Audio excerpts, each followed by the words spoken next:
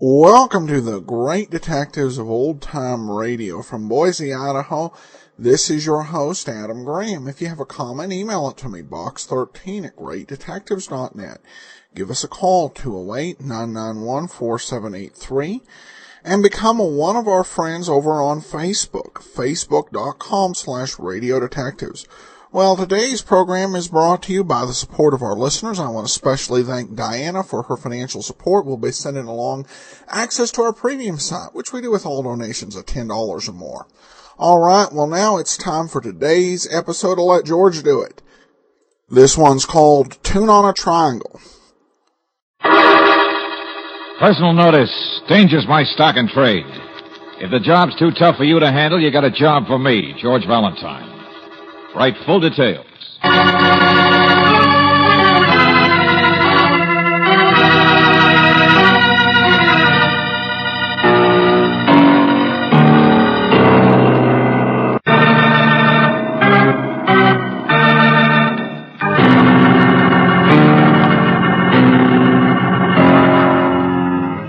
Standard Oil Company of California, on behalf of independent Chevron gas stations and standard stations throughout the West, invite you to Let George Do It.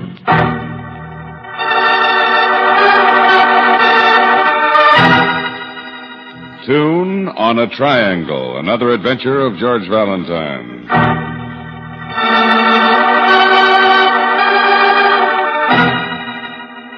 Dear Mr. Valentine, that ad of yours gets me. No job too tough for you to handle. Well, I don't believe it. I got a tiger I'll bet you can't handle. Yeah, you read it right, a tiger. So unless you're just whistling in the wind, stick around your office tonight. Meet me around 7:30. I got a wife and kids to worry about, so don't fail me. Signed, Jerry Briskin.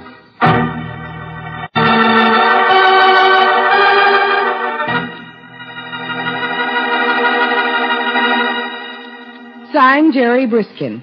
7:30. No, around 7:30. Uh-huh. How many stripes on a tiger? 40, George. He's only 40 minutes late. That's not so bad. Probably hired Frank Buck instead. Yeah, we make a lot of sense, too, don't we? Huh? Want to play gin rummy? Oh, why is it, Brooksy, we never get letters that tell anything? He's got a case. Why doesn't he say so? Change his mind, maybe. Who knows? Jerry Briskin. Want to bet he never even shows up tonight? $5. I'll bet $5. Give me that phone.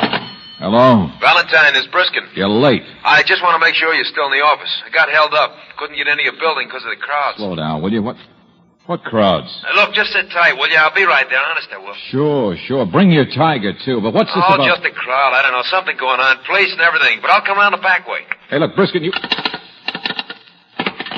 Well, you owe me $5, don't you? Not yet, I don't. What are you going to do? Jump out the window to avoid paying me?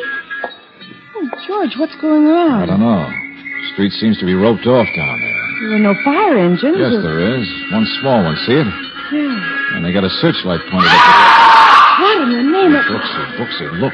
Around there to the right. It's a woman on the ledge.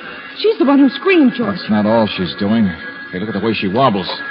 They've got her in the searchlight. She's gonna... Here, maybe she can hear us from here. Hey, lady. Still 10 or 15 feet away. Lady, can you hear me? I'm over here. Hey, look, this way, will you? Oh, George, she sees you. She stopped moving. Yeah, hello there. Now, look, keep your eyes on me, lady. Don't mind all that noise down there. Now, keep your eyes on me and just keep moving toward me. It's all right. The ledge is wide enough for you to get here. George, she wants to jump. She wants to kill herself. Look, lady. Nothing can be as bad as this cold wind up here. Now, come on. Easy does it. Don't come near me. Oh, George, what can we do? I'm all right. I'm fine. We're not scared. Oh, brother Looney is a coot. Oh, listen, people are coming out in the hall. Yeah, and it's liable to scare her, too. What are you talking about? I've walked all the way around the building. Do you know that? I bet you would be afraid to do that, wouldn't you? No, I don't think so. George, what are you doing? Get back in here. I don't get dizzy very easy. But I'm probably not as clever as you are. Oh, George, please. Are you coming to walk with me? Yeah, sure, that's it. Little stroll in the park. I've never been dizzy. There's nothing to this, see? Look out, lady. Don't you have to hold me? My, you're good looking, too, aren't you? Only... Oh, it's all right, lady. Those are just firemen to the rescue in my office, that's all. Come on now. Easy does it. Yes. Just another step. Only I feel so... Hey, look. I got you. Oh, lady, what a time to faint. Hurry up, George. Here, I can help you. I got her all right. That's it, boys. Get it. Get that picture. Photographers. Hey, clear out of here, you guys. This is no hold time up a little higher, will you? That's it. Huh? Where have I heard your voice before? Come on, Buster, give me a hand. My name is Briskin here. Now remember, boys, when you write captions, call her the Tigers of the Trapeze, world's greatest aerialist. Hey, what in the name of heaven? I told you I wasn't scared. Were you, darling? Huh? No, don't drop me. Hold me tighter. That's it. The lady fainted. Publicity. So that's it. Why, you That's dirty... it. That's it. Get it, boys. Get him, too. Get the expression on his face. Ah! Wonderful. And thank you, Fearless Fosdick.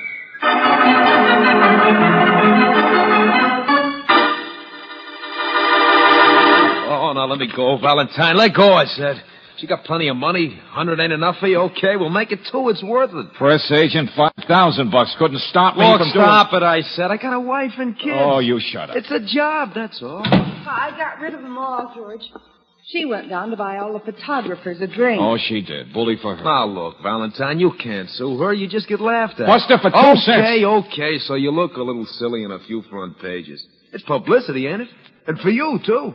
She's pulled that stunt in every city she's played. You mean you pick a sucker in every No, town? no. They'll walk around the building, that's all. You were something extra. Oh, come on. How could I resist that silly ad of yours? Hey, how about the feint she pulled, huh?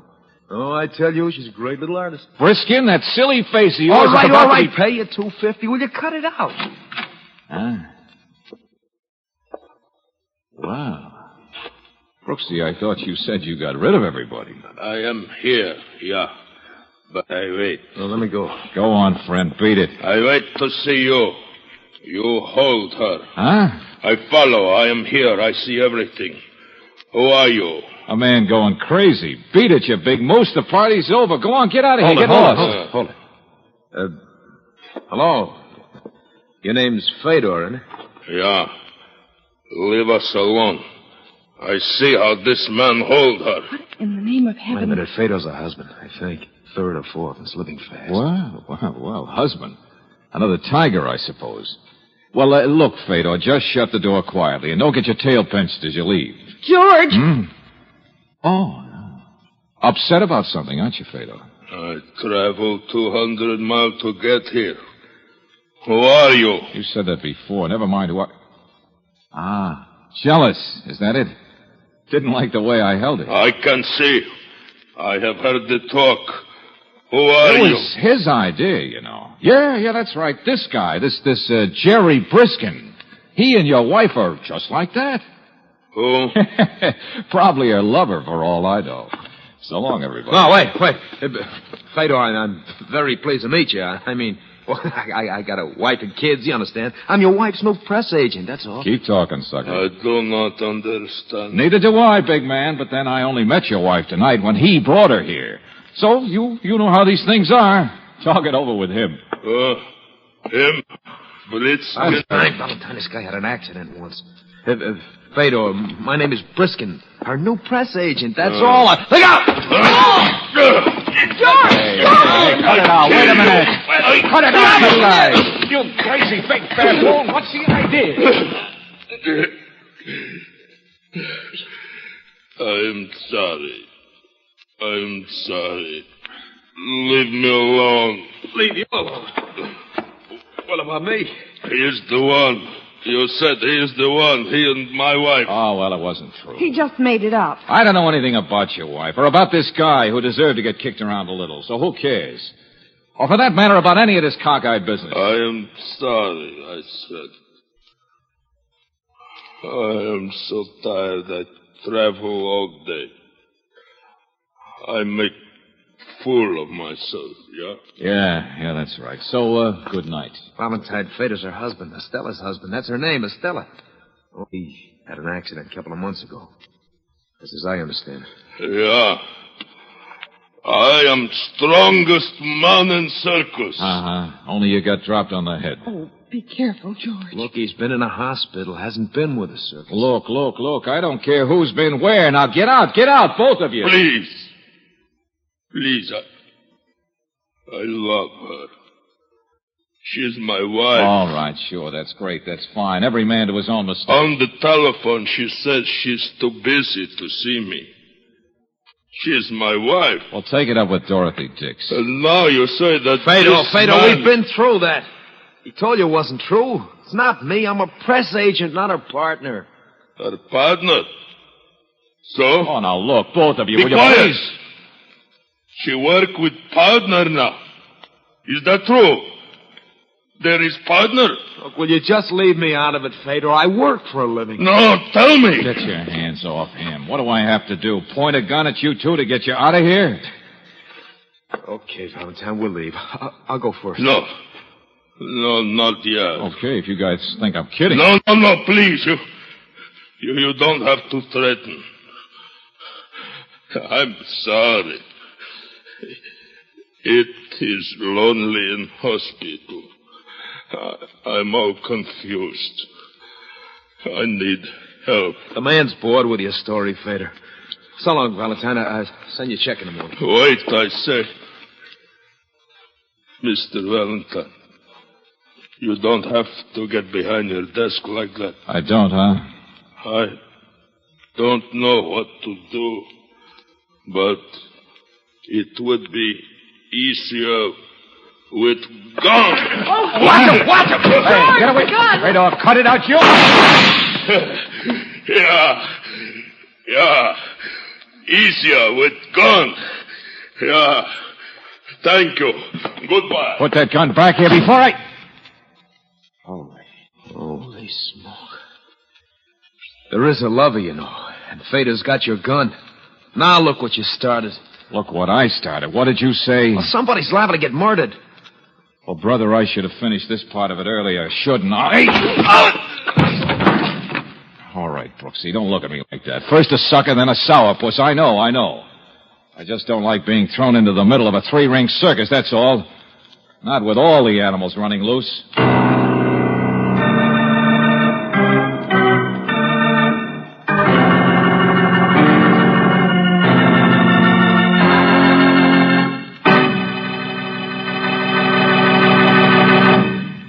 We'll return to tonight's adventure of George Valentine in just a moment. Ever stop to think about where your motoring safety begins? It begins with the condition of your tires. One of the best ways to assure your highway safety is to have your tires properly inflated and inspected once a week at an independent Chevron gas station or a standard station. Here the car savers watch carefully for nails, glass, and other blowout makers, and they find these blowout makers embedded in tires of 2 out of every 3 cars. Another reason is that a tire 1/3 underinflated will wear out twice as fast as it should. So, to add thousands of miles to your tires and for your safety and peace of mind on the highway, use this free car saver service once a week. If your tires haven't been inspected recently, drive in tomorrow at a standard station or independent Chevron gas station where they say and mean, we take better care of your car.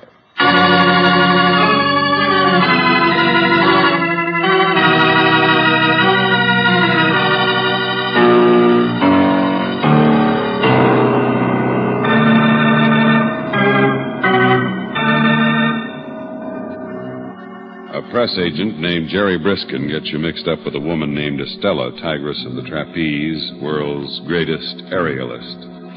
Yes, if you happen to be George Valentine, and sometimes you wish you weren't, You're picked for a sucker in a publicity stunt. The only trouble is you can't get out of it because the tigress has a mate, and he has your gun. Well, it isn't the price of a gun that bothers you. It's the thought that you may never get it back because sooner or later it may be tied up as Exhibit A in a murder case. And so you decide you better find out about the corpse elect. Who it might be, for instance.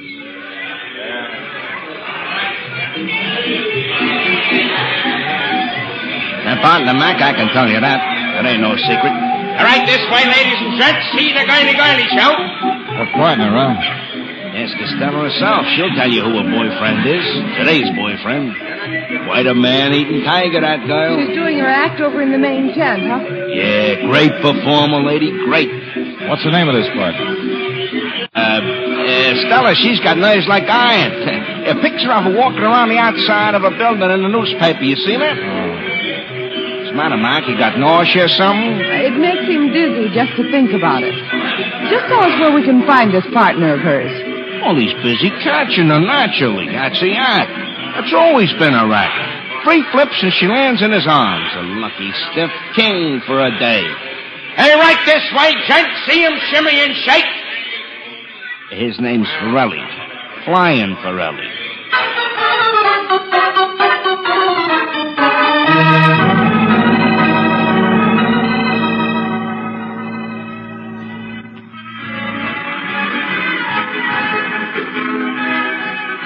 Flying Forelli? Bah, couldn't fly a kite. $60 a week bum, but big and good looking. All her assistants have been bums. She's the act, top number in the business. But I could tell you a lot better if I could look in your tea leaves. Oh, you're doing fine, thanks. Circus must be a small world. There's something in store for you, dearie. What could it be? Just give me a chance to read your... Well, ain't that pretty? Yeah, lettuce leaf. Nice and green. And so easy to read, too. Mister, Theodore, he was one of her assistants once. Big, stupid thing. Always jealous like that. But a bark don't mean a bite. Her husbands don't last long, huh? Well, nothing happens to him, if that's what you mean. Theodore's the only one got dropped on his head. Yeah, and about that time, she was getting sick of him, I bet. George, what are you driving at? Oh, it was an accident to Theodore, all right. You don't catch me gossiping about my dearest friends. No, I'm sure. You, worried about something happening? Why don't you wait outside the big tent for Estella herself? Or go over there in that palace she calls a dressing trailer. I can tell from the music she'll be on in a minute. I'm not that worried, thanks. Oh, don't want to get mixed up herself, huh? Well, she won't even see Theodore now. All through with him. So he won't come out here hanging around too close. I know he won't. Okay, thanks, lady. You fill me in. How do you know it? What's to stop him? Who reads the tea leaves? You or me? Neither one of us. The cops I already sent for.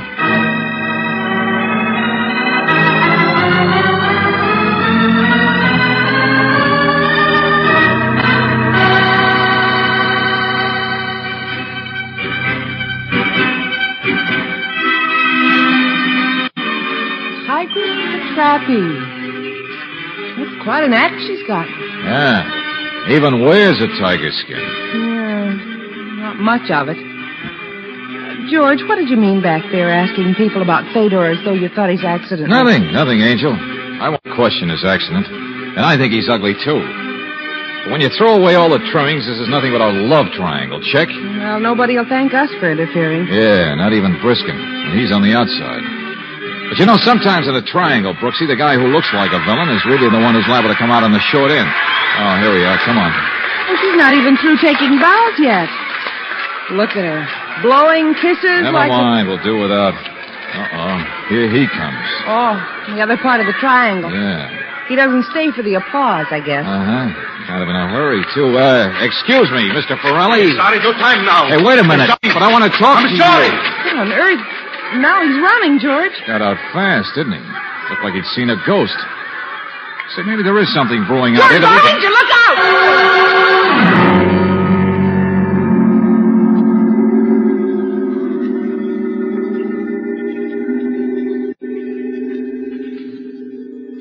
Oh, no. Ooh. So I get the gun back after all. Over the head. It was Fedor, George. Oh. You were in the way, and I heard you. I'm so happy you can hear. You can join the party. Who let you in, Lieutenant Johnson? I let myself in. George, Fedor didn't drop the gun. He just hit you and kept on running. He was chasing Forelli. You send for cops to find a big homicidal nut running around loose, so who has to do the work? Me, naturally. Hey, one at a time, will you? What do you mean? You got him? Yeah, just this second. One of the boys reported. What happened? George, what happened was murder. Murder? Well, I had to take care of you first, naturally, and so I stayed with you. And you were here in the infirmary when I saw Lieutenant Johnson, maybe half hour later. Sure, but... Oh, he caught him, huh? Simple as that. Fedor shoved me out of the way and went after Forelli and got him. And now you've caught Fedor. George, it's not that simple. I mean... It's Estella who's been murdered.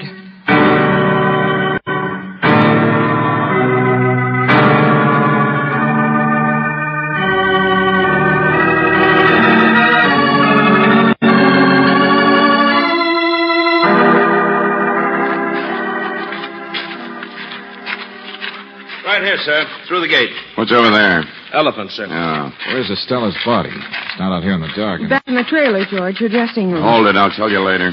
Well, look who's here. The moose. Fedor's not saying much, sir. He can't. Neither one of them can. Neither one of them?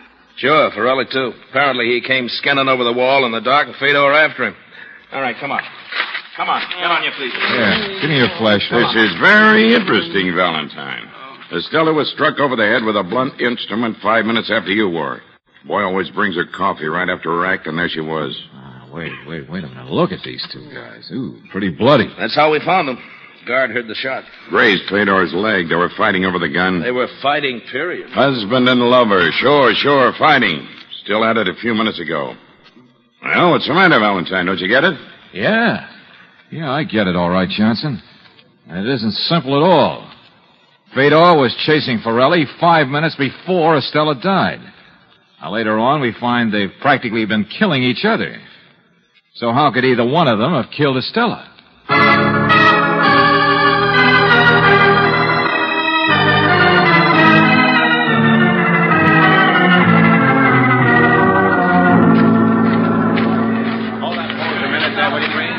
Oh, please, boys. No pictures, I said. No pictures. It isn't good for the circus. What's the matter, Briskin? For once you don't want publicity for the Tiger? Look, stop it, will you? I got a wife and kids. Get your pictures later, boys. Let's get in here. Okay. Sure. Quite a night, huh, Valentine? You should know. You started it. This where she was found, Johnson? Yeah.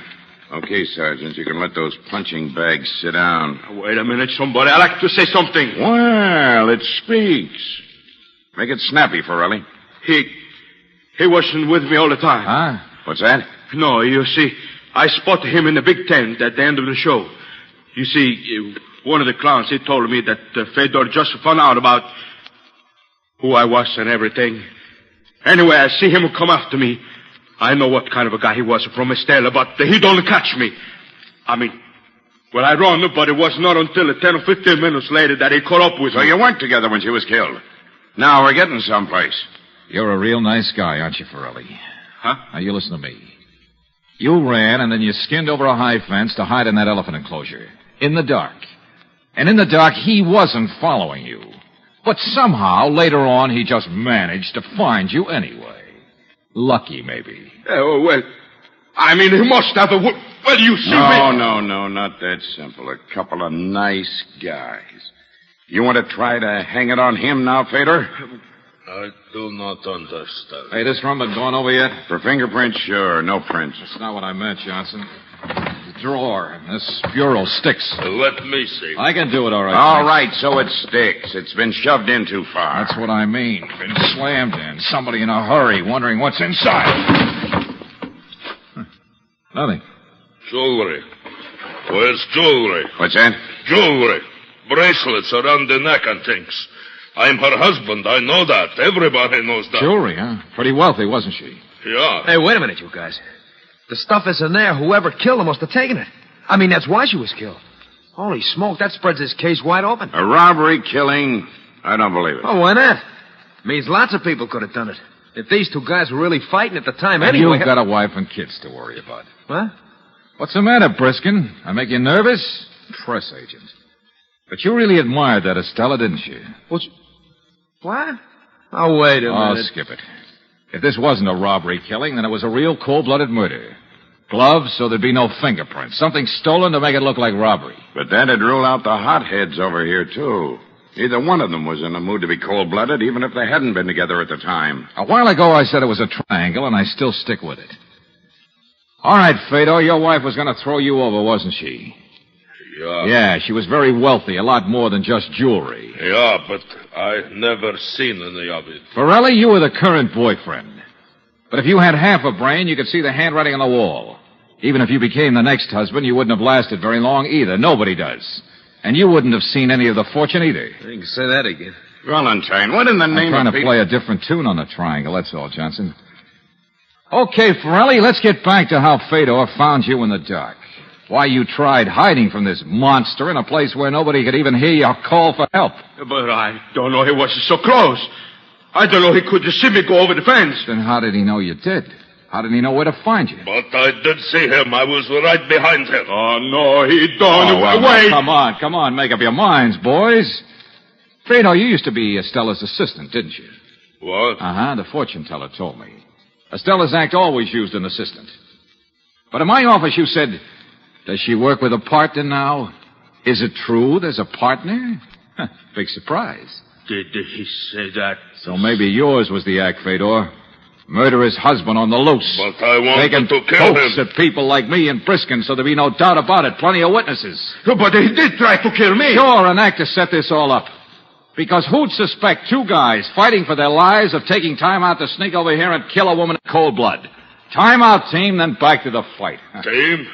No, listen to me. The Triangle Club. The two sides of it nobody ever suspects. You two deliberately messed each other up to make everything stick. Two sides? But I hate him. He tried to kill me. Husband and lover against the wife. There's one for you, Johnson. You better find out fast who inherits that dough those guys couldn't have got their hands on any other way. We didn't. That's just stupid. The guy, he don't mean what he's a dumb, ain't you, Fedor? You big crazy. Shut up. Get your hands off me. That's it, boys. Go at it again. Sure, he's so dumb he said you did it. I did not. He did. Shut up, loudmouth. He said you did the actual killing. He did it himself. Look out. Get him over here. Well, we're all but here, Johnson. We got a ringside seat. So, we'll just wait for a decision.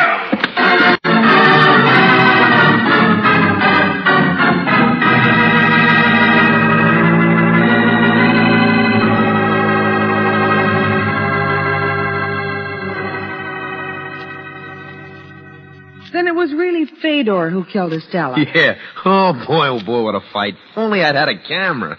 Both of them were guilty, Angel. They cooked it up together. Well, might not have happened if Mr. Briskin here... Oh, yes, it would have. The publicity stunt didn't have anything to do with it. Sure, just a neat twist that they'd figured on a triangle game. And it might have worked. They might have got away with it if our friend here hadn't picked me for a sucker. Got us mixed up in it. Sure, that's right. So you're not sore anymore, are you? Holy smoke, it's a job, that's all. I got a wife and kids. Oh, Buster, you're a broken record. My wife and kids, my wife and kids, my wife and kids. That's all you say. Valentine, you stop it. Huh? Well, it's just a shame you don't say anything intelligent like that once in a while. What's the matter, darling? Your cat got your tongue?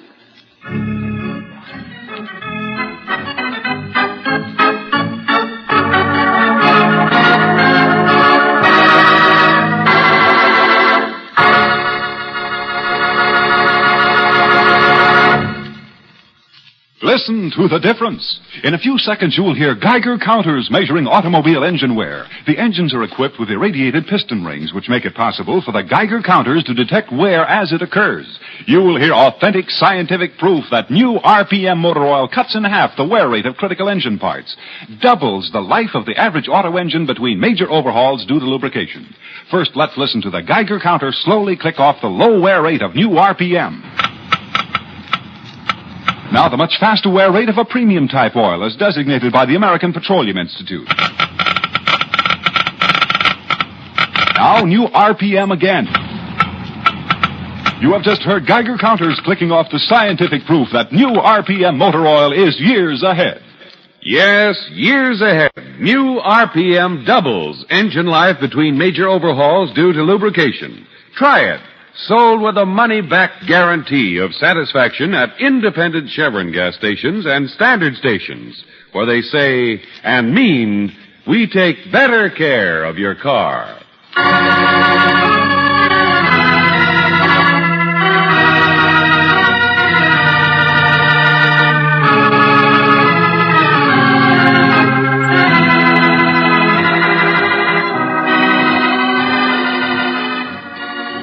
Tonight's adventure of George Valentine has been brought to you by Standard Oil Company of California on behalf of independent Chevron gas stations and standard stations throughout the West. Robert Bailey is starred as George, with Virginia Gregg as Brooksy. Let George Do It is written by David Victor and Jackson Gillis and directed by Don Clark. Ken Christie is Lieutenant Johnson. Anthony Barrett was heard as Briskin. Lillian Bayef as Estella. Bill Conrad as Fedor. Jack Crucian as Forelli, and Noreen Gamil as the Gypsy. The music is composed and presented by Eddie Dunstetter. Your announcer, John Heaston. Listen again next week, same time, same station, to Let George Do It. Let George Do It is heard overseas through the worldwide facilities of the Armed Forces Radio Service. This is the Mutual Don Lee Broadcasting System.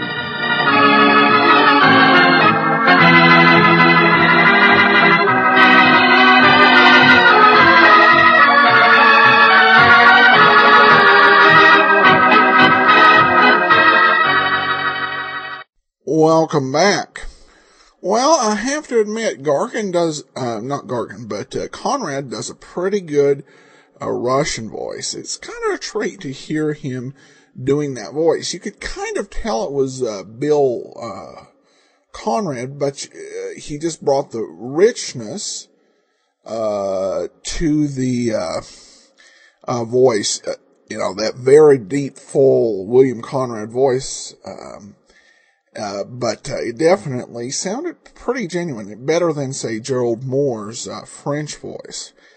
Now, we have to also say it was a pretty, I don't think it was, original then or now, but it was pretty rare to have these particular two ends of the triangle turning on the other party.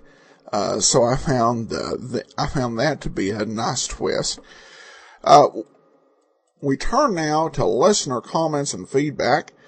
And this question comes from Facebook.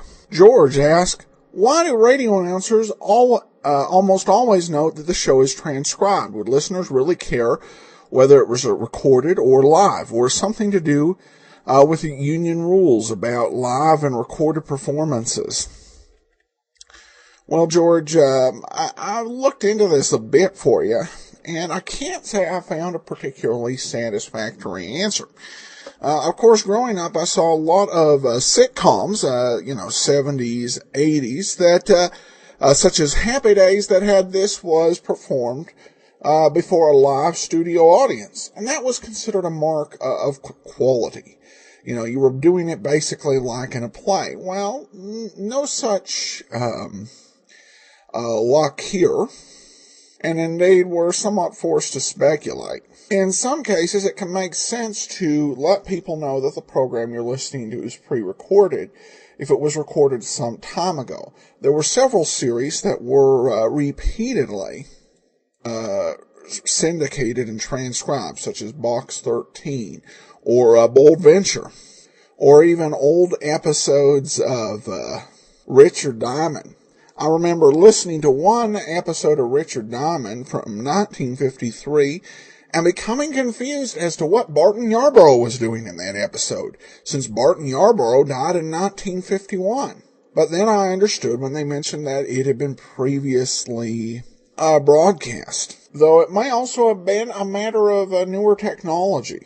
Not a whole lot, particularly of network radio shows, were brought by transcription disc, if you go back into the early and mid-40s. And particularly some of the NBC recordings of the 1950s were very well done on their transcription disc. So it could be pride in the new technology. They might say, contrary-wise, this was live for pride in the ability and the talent to put on a live show. So I hope that if it doesn't answer the question, at least it discusses it thoroughly. And if anyone's got other information, I would love to hear it. All right, well, we turn now to an iTunes review of our app. Well done. I'm a great fan of old-time radio. Love the theater of the mind. My favorites are Gerald Moore as Philip Marlowe and Dick Powell as Richard Diamond. Both are soon to come. Indeed, we've got those on the list. Appreciate your review over there on iTunes, and we welcome your review, both of the podcast and of the app. Speaking of the app, we have an app extra here as we're approaching Easter. It's an episode of Everything for the Boys that was recorded during World War II, released at Easter time, and stars Bob Bailey in the main radio play. So that is going to be available for you. All right, well, that will do it for today. We'll be back tomorrow with Sherlock Holmes, and next week another episode of Let George Do It. Send your comments to box13@greatdetectives.net. Follow us on Twitter at Radio Detectives, and give us a call, 208-991-4783. But from Boise, Idaho, this is your host, Adam Graham, signing up.